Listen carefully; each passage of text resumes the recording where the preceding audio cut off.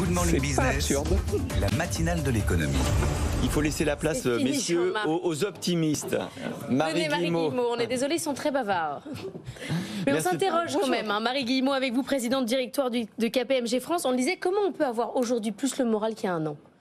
Ils sont drogués, ces patrons? Ils ne sont pas trop drogués, non.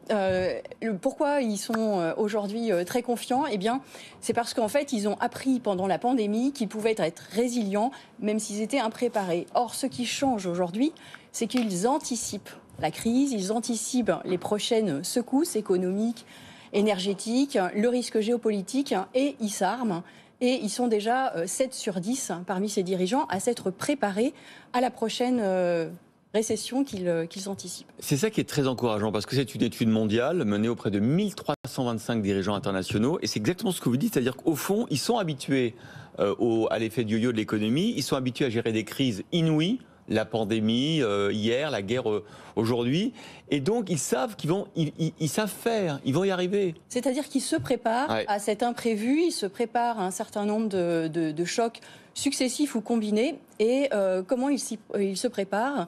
Eh bien, ils ont déjà, complètement examiné leur supply chain, leurs sources d'approvisionnement. Ils ont aussi diversifié leurs sources d'approvisionnement, leurs circuits logistiques. Ils ont mis en place des canaux digitaux. Donc, ils se sont dérisqués. Et puis, par ailleurs, ils se sont aussi préparés au risque de cyberattaque qu'ils associent totalement au risque géopolitique actuel. Et puis, un autre élément, c'est qu'ils pilotent totalement avec 2 horizons de temps parfaitement assumés, sur lesquels, d'ailleurs, ils sont à plus de 85% confiants. Un horizon très opérationnel à 6 mois, pragmatique. Ils vont faire face à la tempête, quitte à devoir suspendre très ponctuellement leur transformation digitale, quitte à geler les effectifs ou éventuellement ajuster leurs effectifs. Et puis, ils ont un autre horizon de temps, plus stratégique, à 3 ans, sur lequel ils gardent le cap. Alors, ils gardent le cap parce que la transition digitale, la transformation digitale est absolument vitale. Et là, ils ralentissent un peu, ils lèvent un peu le pied sur la transformation digitale. De façon ponctuelle. 78% des dirigeants internationaux se disent qu'ils vont mettre en pause ou circonscrire les transformations digitales. Voilà. Alors, la moitié des dirigeants, à peu près, imaginent que cette récession qu'ils anticipent va être de portée et de durée limitée. Donc en fait, c'est une suspension assez pragmatique.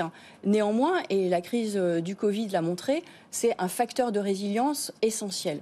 Autre facteur de résilience qui s'ancre dans le temps, c'est bien sûr l'ESG, avec un enjeu de réputation bien perçu pour à peu près 8 ou 9 dirigeants sur 10 dans le monde. Donc ça veut dire qu'ils ne lâchent rien de leurs engagements sociétaux, bien au contraire, ils considèrent que c'est un élément de réputation, et l'éthique et la raison d'être va être aussi pour 84% d'entre eux un facteur d'attractivité et de mobilisation de leurs effectifs. J'entends bien cet optimisme, mais aussi cette gestion des risques, comme si on avait regardé tous les risques existants et puis on avait fait tous les plans qui correspondaient. Mais dernièrement, les risques qu'on a eus, la pandémie, la guerre, c'était imprévisible. Du coup, est-ce que ces dirigeants, parfois, ils ne se croient pas trop beaux, trop forts? Alors, je crois qu'ils se préparent à différents scénarios de crise.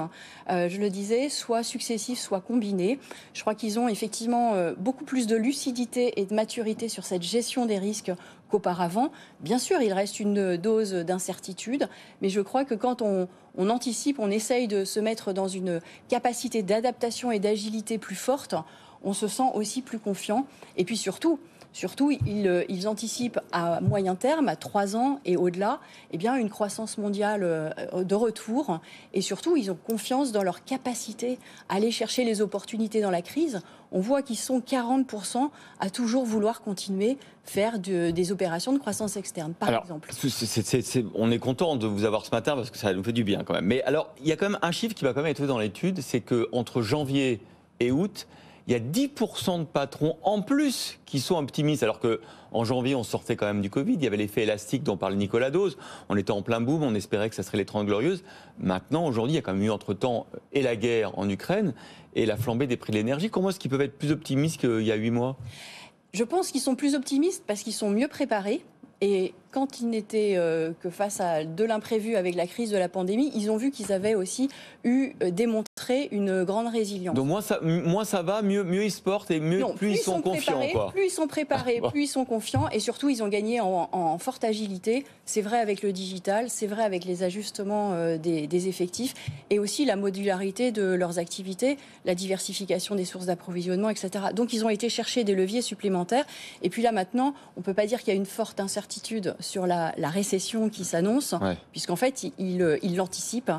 Donc ils envisagent le pire en fait. Il y a moins d'imprévus. Ouais. Le pire est désormais certain. Sauf qu'on vous entend quand même dire ils font des stratégies à 3 ans. Mais on va recevoir à 8h15 le directeur général de l'INSEE. L'INSEE ne fait plus de prévisions à plus de 3 mois. Elle se dit incapable de le faire. Mais les patrons, eux, ils se disent la croissance mondiale, c'est pour dans 3 ans. Non, c'est leur capacité surtout à aller chercher les opportunités. Je pense que c'est vraiment ça qu'il faut retenir. Ce que ne dit peut-être pas l'étude ou le met pas forcément autant en valeur que ce que l'on ressent, nous, sur le marché français ou en Europe, c'est la crise énergétique, c'est la crise du pouvoir d'achat.